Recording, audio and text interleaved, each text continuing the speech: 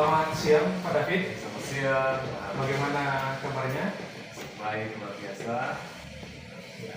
Oke, jadi pada saat ini kita akan melaksanakan kegiatan observasi ya Pak. Nah, di sini saya ingin menginformasikan bahwa saya akan melakukan pengamatan terhadap yang akan Bapak lakukan dengan berbagai rute yang sudah disiapkan. Nah, kalau ingin saya tahu metode apa yang akan Bapak gunakan dalam kegiatan proses pembelajaran ini. Jadi untuk pembelajaran saya menggunakan metode seperti serama. Ya, Saya juga menggabungkannya dengan sedikit diskusi. ya. Ya, jadi biasanya itu Pak David ketika masuk kelas biasa menggunakan metode sama dan diskusi ya Pak. Iya. Nah, oke, baik kalau begitu. Nah, kemudian kompetensi apa yang ingin Bapak kembangkan dalam tahapan tersebut?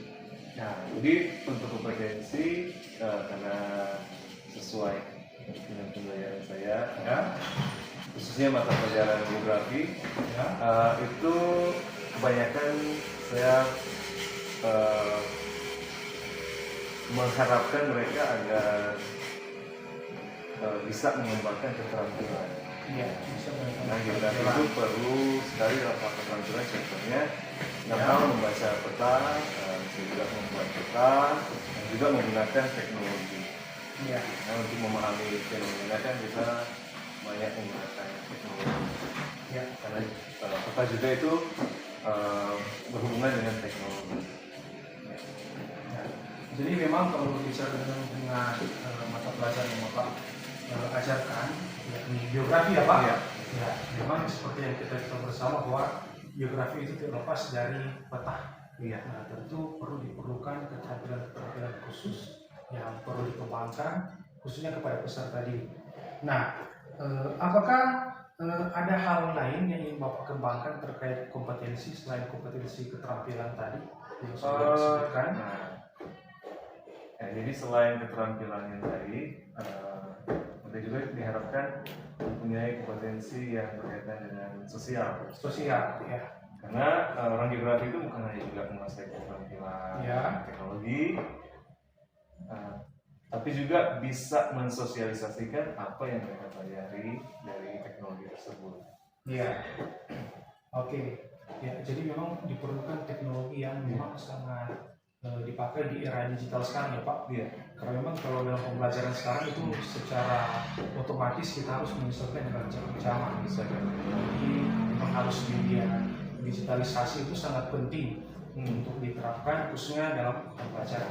Dalam hal ini mata pelajaran Bapak ya, Iya. pelajaran geografi. Nah, di sini Pak, apakah ada indikator-indikator yang menurut Bapak itu bisa mencapai keberhasilan? Indikator-indikator seperti apa Pak yang Bapak nantinya akan buat? Jadi untuk indikatornya biasanya, jadi dalam hal ini saya butuh keaktifan. Ya, keaktifan dari Siswa, juga ke rasa ingin tahuan mereka. ya. Nah, jadi kalau tanpa rasa ingin tahu, jadi anak itu nggak tahu belajar apa. Iya. Jadi blank. Ya, pastinya memang Gitu. Jadi hanya melihat apa yang tertulis dalam buku atau hanya berpatokan pada apa yang dijelaskan dari guru. Itu setidaknya ada pengembangan rasa ingin tahu sehingga muncullah pertanyaan yang berkaitan dengan tentang ilmu yang dipelajari. ya. Sehingga lebih luas. Ya. Jadi memang yang namanya dalam pembelajaran pastinya kalau tanpa rasa ingin tahu dari siswa pastinya akan mustahil pembelajaran itu akan berkembang. Iya. Karena kunci dalam setiap pembelajaran itu ada pada siswanya sendiri. Jadi kalau memang mereka berkeinginan tahuan atau memiliki rasa ingin tahu yang tinggi, pastinya itu mereka akan senang belajar di dalam, menikmati pembelajaran. Bahkan pun setiap apapun yang diberikan guru pasti akan mereka kerjakan. Gitu ya Pak ya? Iya. Iya. Oke. Nah, dari semua penjelasan Bapak tadi, menurut Bapak area pengembangan yang ingin Bapak capai itu seperti apa areanya?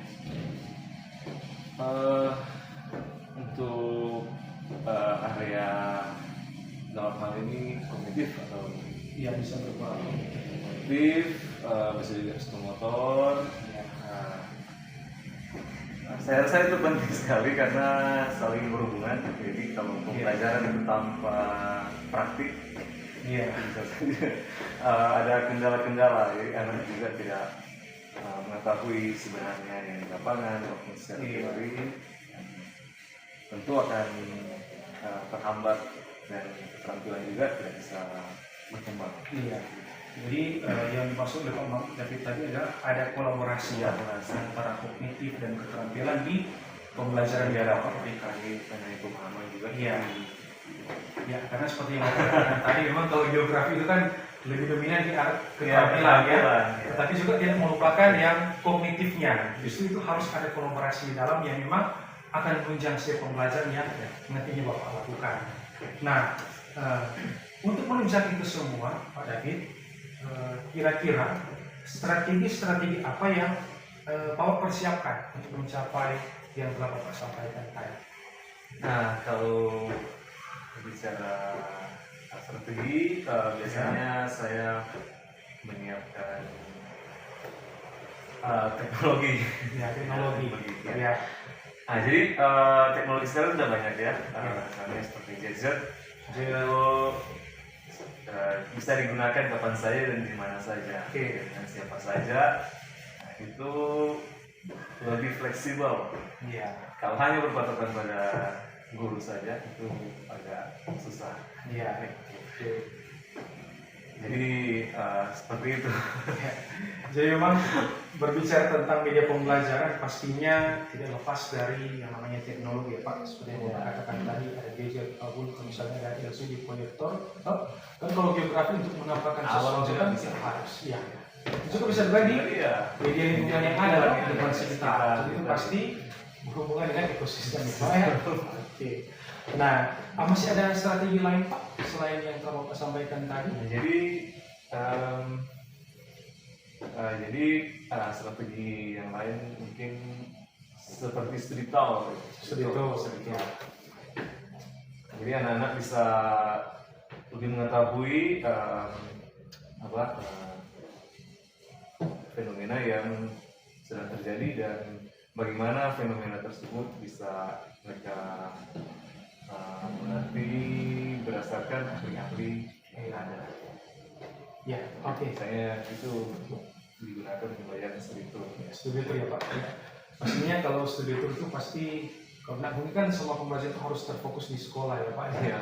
Tapi juga seperti yang Bapak katakan tadi, kadang-kadang kita harus melaksanakan studi tour supaya apa yang memang mereka dapat secara teori bisa dibuktikan ketika mereka melihat hal-hal yang memang sebenarnya di lapangan. Terima kasih Pak untuk waktu dan kesempatannya, dan saya berharap ini kan masih dalam proses kegiatan sebelum kita melaksanakan observasi ya. Pastinya kegiatan ini akan pasti memberikan suatu manfaat pada Bapak ketika melaksanakan observasi nanti, dan saya berharap Bapak itu jaga kesehatan dan siap untuk melaksanakan observasi. Dan pada akhirnya saya berterima kasih, dan nanti kita bertemu pada saat kegiatan observasi nanti. Terima kasih.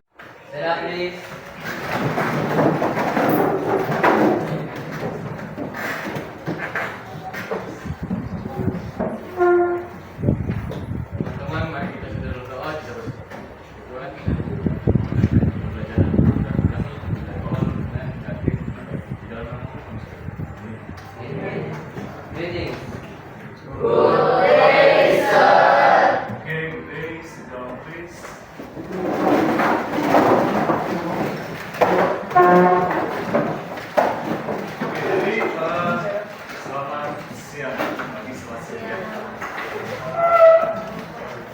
Bagaimana hari ini?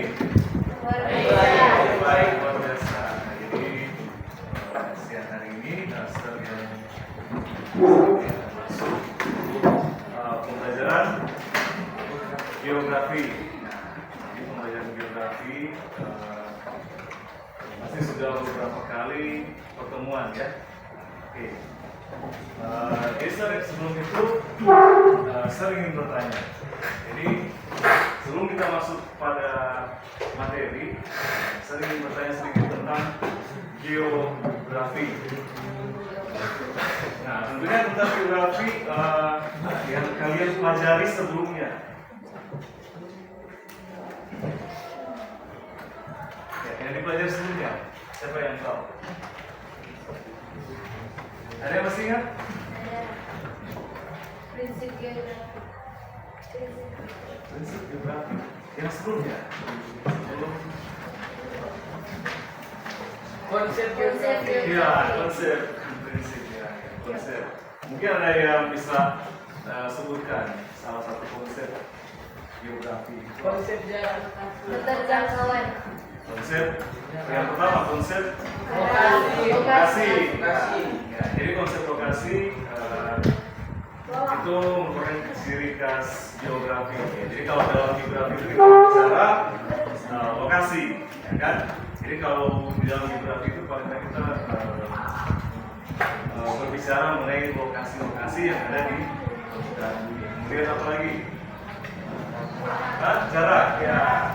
Konsep yang berikutnya adalah jarak. Nah, jarak itu sangat penting karena kita bisa membandingkan lokasi yang satu dengan yang lain berdasarkan jarak.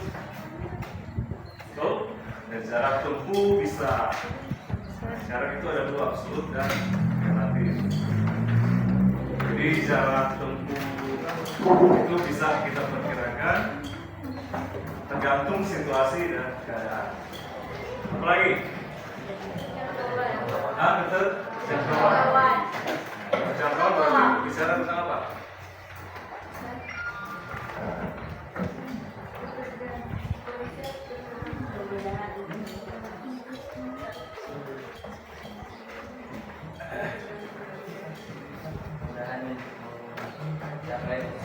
Ya, benar. Atau aksesibilitas. Artinya satu tempat yang dapat dijangkau. Jadi berdasarkan pertimbangan jarak dan lokasinya. Ini bisa kita gunakan keterjangkauan. Oke, jadi sekiranya singkat saja bisa hanya menanya sedikit tentang konsep. Oke, jadi sekiranya kalian sudah mengetahui sedikit ya, setidaknya paham sedikit tentang konsep geografi. Karena ini sedikit hubungannya dengan materi yang akan kita pelajari saat ini.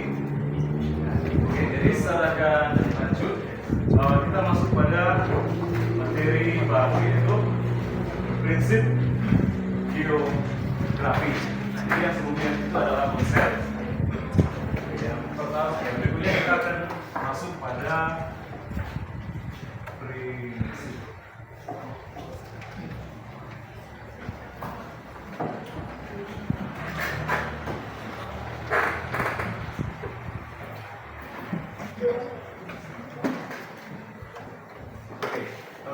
Oke, kelihatan?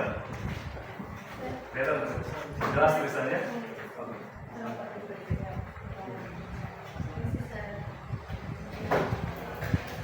Oke, materi kita saat ini adalah prinsip geografi. Jadi saya ingin bertanya dulu, apa itu prinsip? Dasar, ada lagi yang lain? Yang sebelah sini ada? Bisa jawab.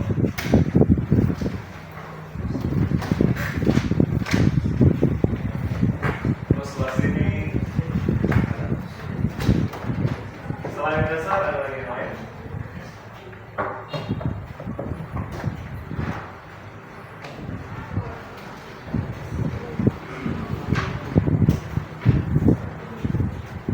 Sudah ya, dasar. Oke. Jadi seperjelas. Jadi prinsip itu katakan saja sebagai kebenaran yang bisa kita gunakan sebagai dasar. Jadi itu adalah prinsip. Nah, jadi kalau kita bahas atau kita kaitkan dengan prinsip geografi, geografi itu apa? Nah, teman-teman belajar tentang bumi. Ada yang lain? Jadi sertai dulu tentang geografi sebelum kita masuk pada prinsip geografi. Sertai dulu tentang geografi. Tadi bumi, yang lain ada? Nah, kejadian atau fenomena alam. Oke, sekarang cukup. Nah, jadi prinsip geografi itu dapat kita sebutkan membahas fenomena alam. Jadi kita menggunakan prinsip mengacu pada suatu kebenaran untuk membahas fenomena alam. Jadi prinsip ini dijadikan dasar ya. Nah, prinsip geografi ini dijadikan dasar untuk membahas fenomena alam. Jadi tanpa prinsip tersebut kita tidak bisa menganalisis suatu kejadian atau fenomena alam. Oke, jadi sekarang akan masuk pada prinsip yang pertama, yaitu adalah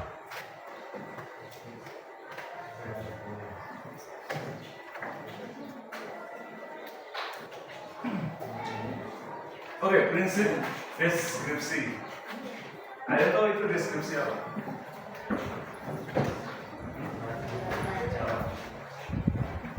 Bagian sini. Oke, penjelasan. Di sini ada penjelasan apa lagi? Penjelasan sudah. Di sini ada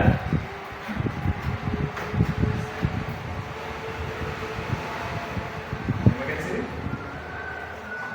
Sama penjelasan. Sudah betul, tidak ada yang lain. Oke, jadi ada penjelasan, ada juga gambaran. Penjelasan dan juga gambaran. Nah, jadi penjelasan itu bisa kita jelaskan misalnya dalam bentuk apa? Apa? Contoh, nah penjelasan. Penjelasan secara lisan maupun tulisan. Oke, kemudian apa? Kalau dari gambar bisa kita sajikan dalam bentuk apa? Gambar. Contoh gambar apa? Jadi kan sebelumnya kan kita sudah belajar tentang konsep geografi. Nah, jadi misal kalau dalam bentuk gambar apa? Ya, peta tsunami ya. Apa? Oke, peta. Apa lagi? Ada lagi yang lain?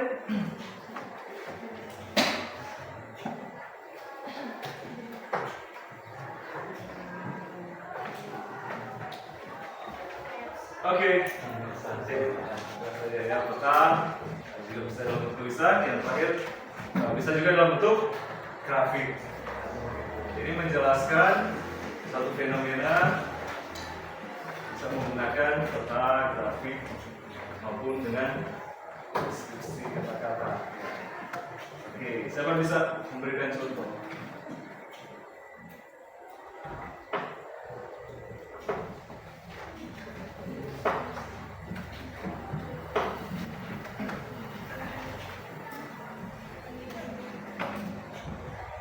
Oke, saya berikan contoh dulu ya, baru kalian. Contohnya seperti ini. Misalnya ada satu fenomena.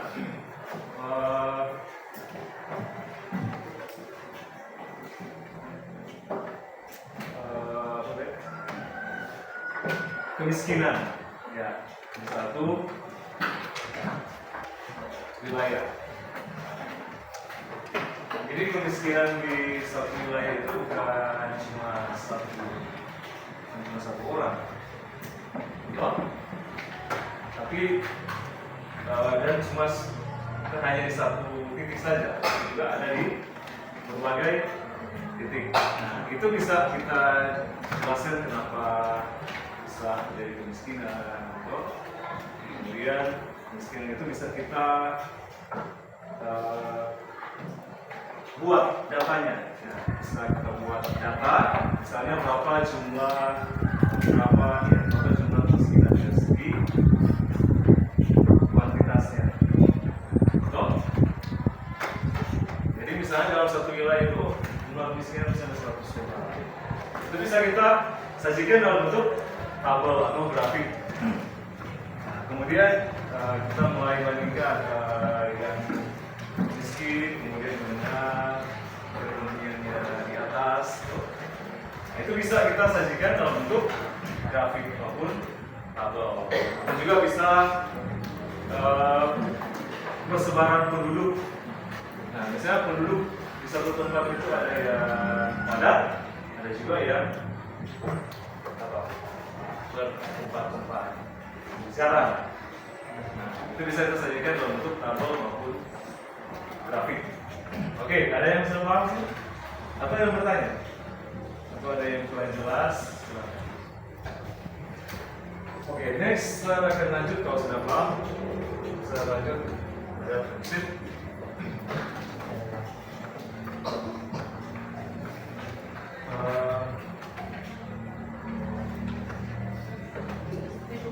Distribusi. Oke, distribusi atau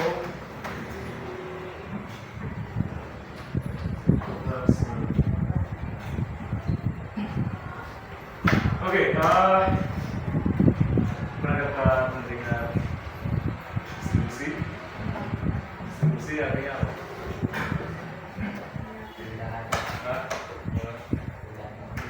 Coba memindahkan atau kata yang lain ada? Ya, menyalurkan. Jadi misalnya menyalurkan barang dari daerah satu ke daerah yang lain. Nah,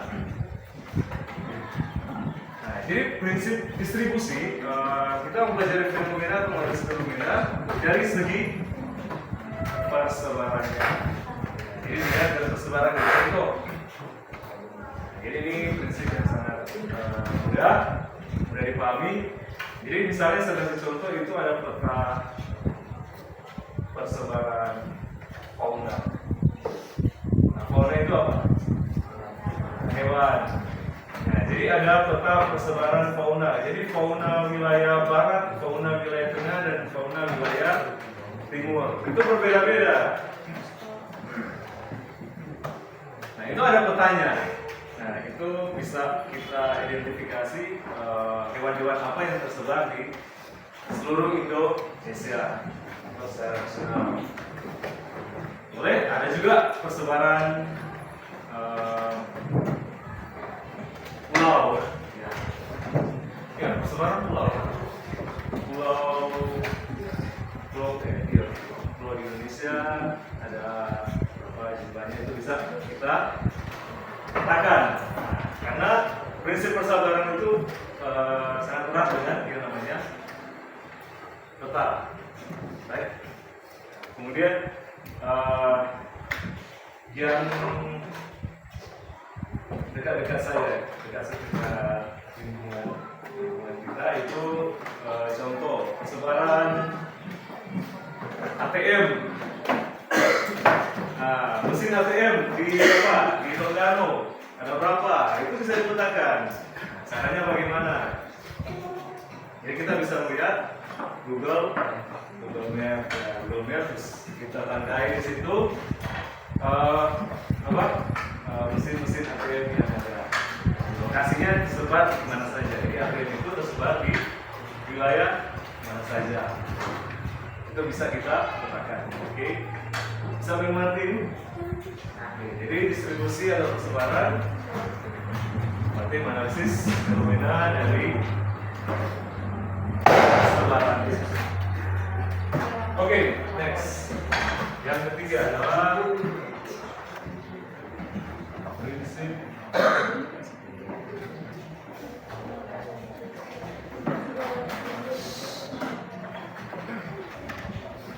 prinsip interrelasi.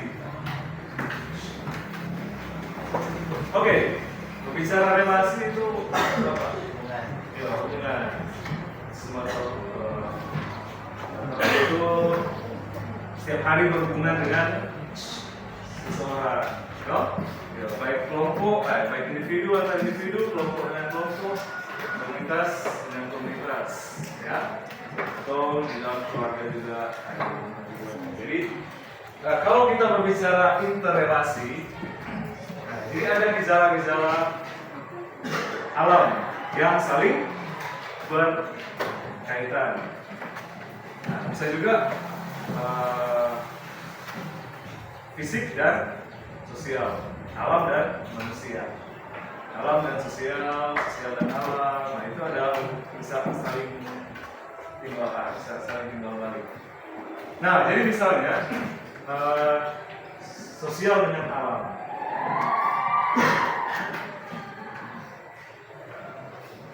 Nah, jadi misalnya begini, ada satu fenomena kebakaran hutan, kan? Sekarang kan lagi maraknya dengan kebakaran hutan. Menurut kalian kebakaran hutan yang terjadi yang marak sekarang itu karena apa? Nah, membakar sampah. Jadi kalau membakar sampah nggak mungkin terbakar sendiri kan? Ya, pasti ada pemicunya, ada pelakunya, pelakunya. Jadi misalnya manusia membakar sampah, kemudian di dekat sampah tersebut berada di dekat hutan. Jadi pada akhirnya hutan tersebut akan terbakar, itu juga terbakar kan. Jadi ada hubungan antara sosial dan alam. Akhirnya berdampak pada alam. Yang ruginya siapa? Bagi manusia. Oke, nah itu contoh. Ada juga yang lain. Kenapa terjadi banjir? Nah, buang sampah sembarangan. Nah, akhirnya ketika terjadi hujan, akhirnya lama-lama kemudian lagi suatu entah itu selokan. Nah, jadi itu membawa bencana. Jadi interrelasi itu berbicara tentang apa? Hubungan antara fenomena yang satu dengan yang lain, baik sosial maupun alam. Oke, interrelasi, mengerti? Oke, siap. Oke, sir, langsung saja yang keempat. Prinsip.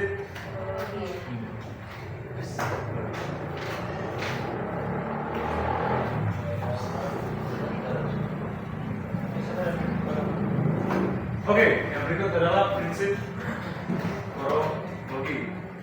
Nah, jadi prinsip kronologi ini adalah menggabungkan ketiga prinsip hingga menjadi satu. Nah, jadi kita misalnya membahas satu fenomena dari berbagai prinsip. Jadi ada satu contoh fenomena. Jadi misalnya fenomena tersebut misalnya tentang apa? Kepadatan penduduk. Nah, contoh saja yang biasa sering seperti itu. Misalnya gunung api. Ya, pernah dengar tuh? Gunung api apa? Meletus. Ya. Nah, jadi contoh gunung api meletus. Nah, kemudian di situ ada pemukiman. Jadi pemukiman kena apa? Misalnya di situ pemukiman kemudian ada korbannya. Nah, korbannya misalnya 5 orang. Atau bisa juga dampak dari semburan asap kemudian yang menjalar ke tempat-tempat lain sehingga merusak kualitas ya. Nah itu yang jadi korban apa? Manusia. Oke, jadi dari situ kita bisa melihat kronologi itu ketika kita menganalisis suatu fenomena, kita bisa juga merangkum ketiga prinsipnya. Itu ada apa? Gunung api yang meletus, kemudian terjadi korban, kemudian bisa juga merambat ke segala wilayah. Nah, itu bisa kita petakan, bisa kita deskripsikan kenapa terjadi gunung api, kenapa terjadi letusan gunung api. Nah, penyebabnya apa? Kemudian korbannya berapa? Apa lagi? Hubungannya dengan objek geografi yang lain. Nah, misalnya berdampak pada pertanian. Oke, SO3 itu sudah dapat merangkum 3 prinsip. Nah, bisa kita menggunakan 3 prinsip. Nah, itu disebut sebagai prinsip. Oke, sampai di sini ada pertanyaan? Silakan. Yang bagian sana ada pertanyaan tentang prinsip. Yang bagian sini tidak. Apa yang kurang jelas mengenai prinsip geografi yang saya sampaikan? Oke, jadi kalau misalnya sudah jelas, kita akan membuat contoh. Jadi contoh prinsip geografi kali ini saya akan memberikan kesempatan kepada kalian menggunakan gadget. Ada kuota semua? Oke, jadi semuanya ada kuota. Nah, jadi langkah-langkahnya yaitu sering kalian membuat contoh prinsip geografi, kemudian kalian menggunakan Canva.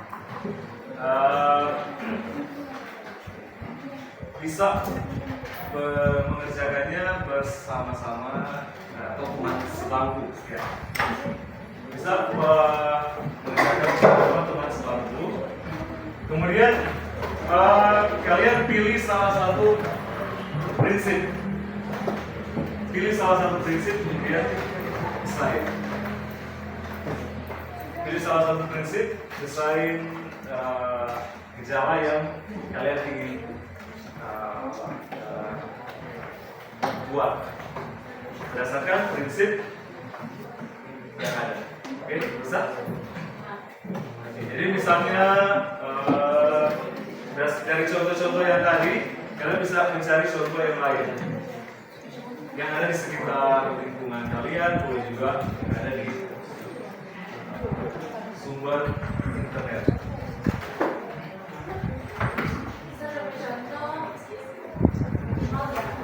Kalau contohnya satu saja,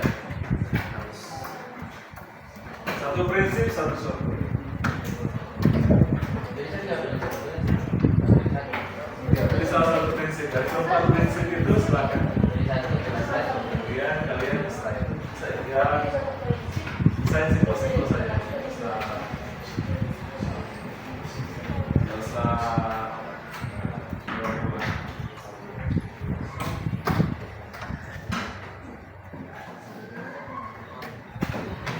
begini.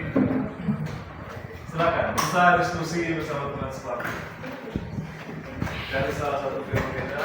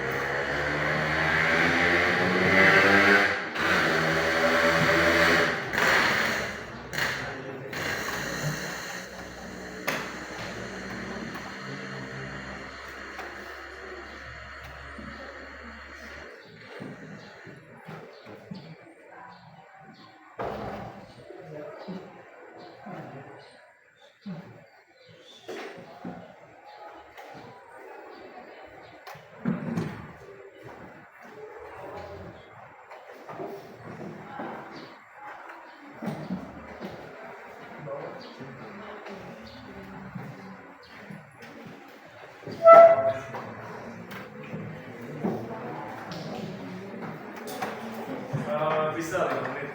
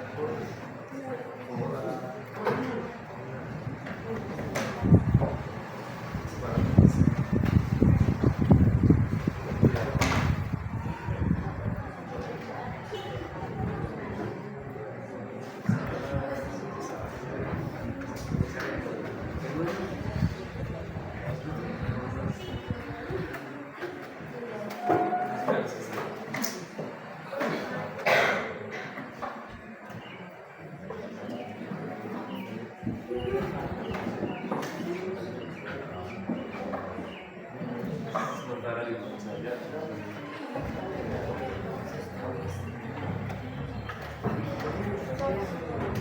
Cari contoh. Kemudian antara itu bisa jadi.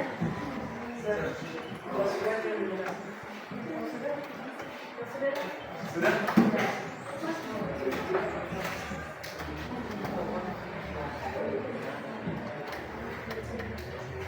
Oke, jadi yang sudah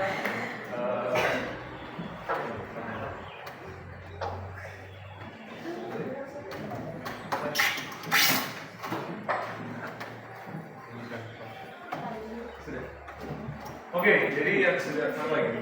Bagian sini sudah. Bagian sini sudah ada.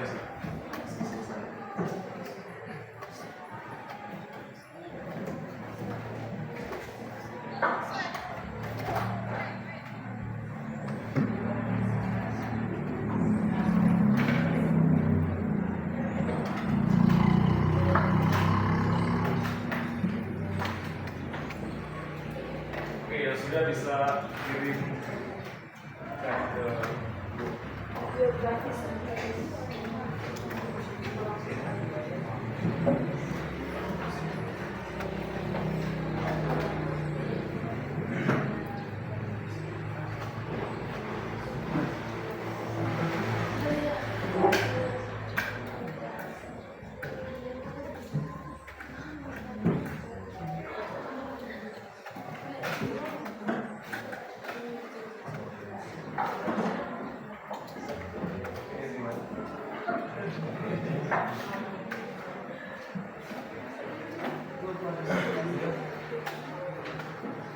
sudah presentasi.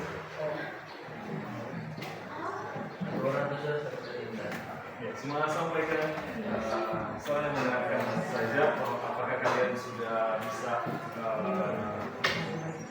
menjelaskan sendiri?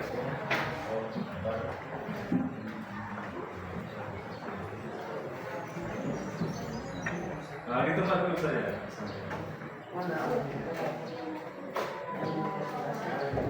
Oke, silakan. Oke, ini kelompok terserah pakai soal nama, silakan sebutkan. Jadi misalnya yang kami dapat contoh, saya kasih contohnya saya. Saya Rahmatan dan SMK mengambil konsep prinsip teknologi dengan contoh penelitian kualitas udara di Jakarta dan tulisan. Penelitian ini membandingkan kualitas udara di ibu kota Indonesia yaitu Jakarta dengan daerah pedesaan. Prinsip teknologi membantu memahami bagaimana polusi udara, lalu lintas, dan pola permukiman mengaruhi kualitas udara di kedua lokasi tersebut. Oke. Mbak, kelompok Sia dan Billy. Oke, terima kasih untuk Sia dan Billy sudah memberikan contoh. Jadi kita berikan apresiasi kepada mereka karena lumayan. Oke, next. Yang tadi sudah selesai, silakan.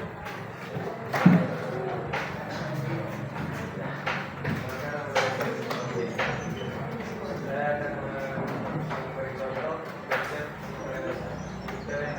Lebih kuat. contoh dari prinsip ini adalah kekeringan yang terjadi akibat dampak fenomena lanina. Fenomena banjir yang terjadi akibat penebangan hutan pada wilayah dan tsunami di suatu tempat setelah ada gempa laut. Oke. Ya, terima kasih untuk kelompok saya.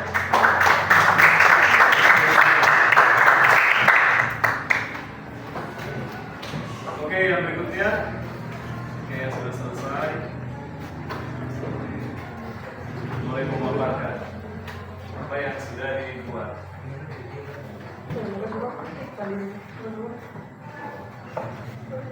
Oke, jadi hasil karya kalian dikumpulkan saja ke grup, bikin ke grup pelajaran.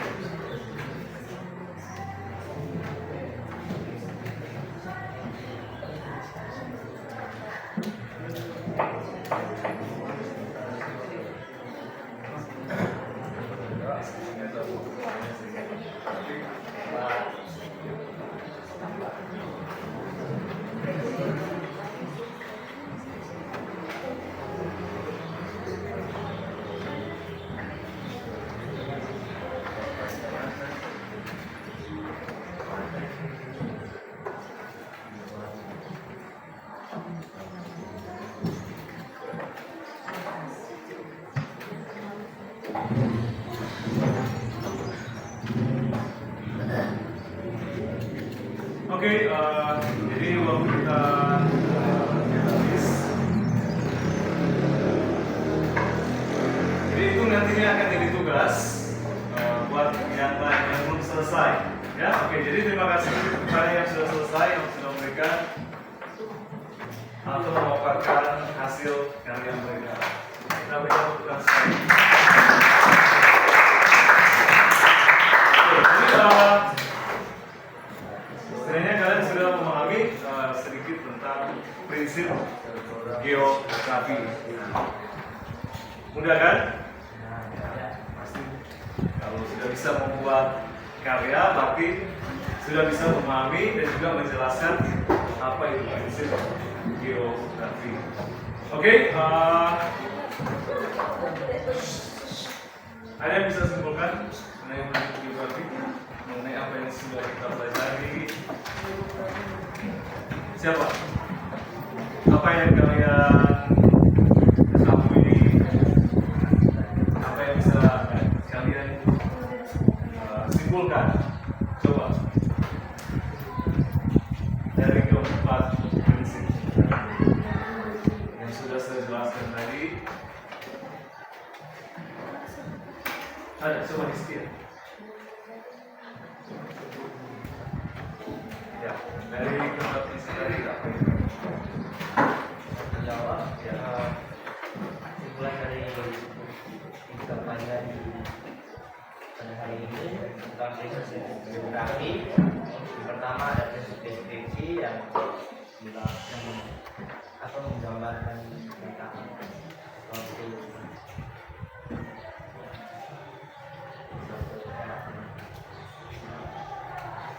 suatu gejala. Prinsip kedua itu distribusi atau persebaran.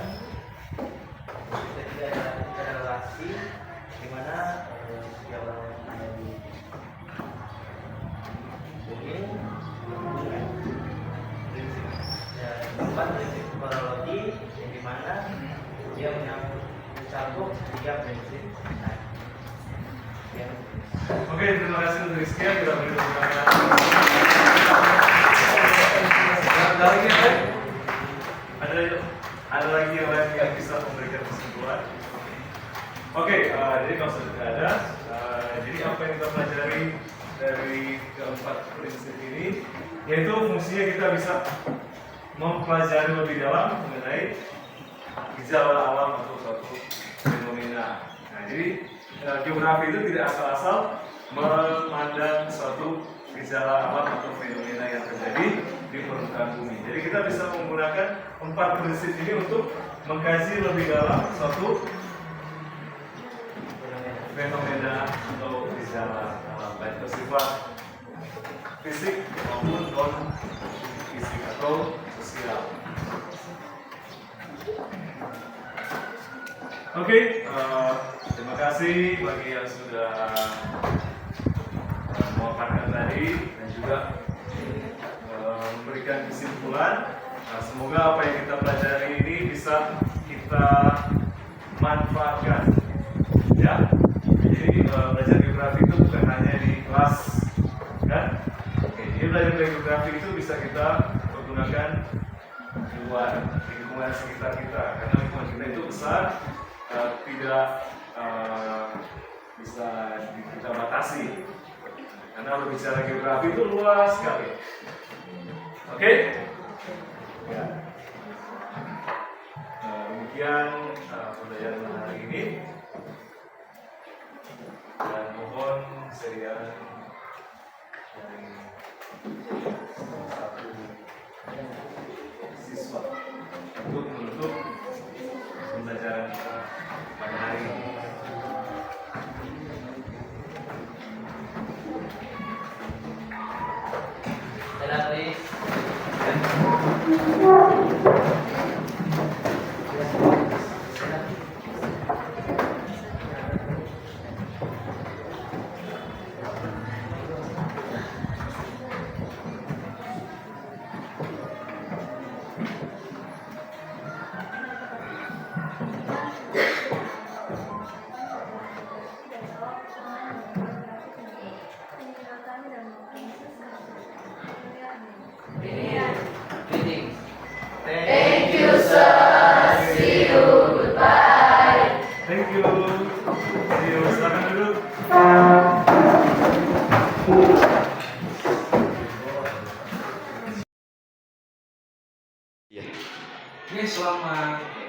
Siang. Siang. Ya, siang. Bagaimana kabarnya? Ya, baik, luar biasa. Ya, itu ya. Jadi kemarin hari telah dilaksanakan observasi kelas ya Pak. Nah di sini bagaimana Bapak menilai proses pembelajaran yang sudah Bapak laksanakan kemarin? Selas, saya sudah bagus, karena mengikuti lalu Ya. Ya. Apa yang membuat Bapak memberikan penilaian demikian? Karena proses penilaian tersebut memang berdampak positif. Saya sendiri sebagai guru. Baik. Nah, tadi juga saya mengikuti dan mengamati percakapan. Nah, boleh saya menyampaikan hasil pengamatan saya, Pak? Gitu. Ya. Jadi saya mengamati tadi pada saat Bapak mengajar itu sudah berjalan dengan baik. Seperti juga yang Bapak sampaikan tadi telah menyesuaikan dan mengikuti alur ya, dan lebih tinggi dari standar yang kita rujuk dalam memaksimalkan setiap potensi diri dari setiap peserta didik. Nah, terakhir Bapak juga telah menerapkan berbagai tujuan pembelajaran yang sudah sesuai dengan yang sudah Bapak sampaikan pada saat observasi ya, termasuk juga area pengembangan. Itu ya Pak? Oke, terima kasih Pak tentu. Dan saat ini sebagai penutup, apa yang sudah Bapak dapatkan dalam kegiatan proses ini? Saya mendapati kegiatan tersebut dan berdampak positif bagi saya.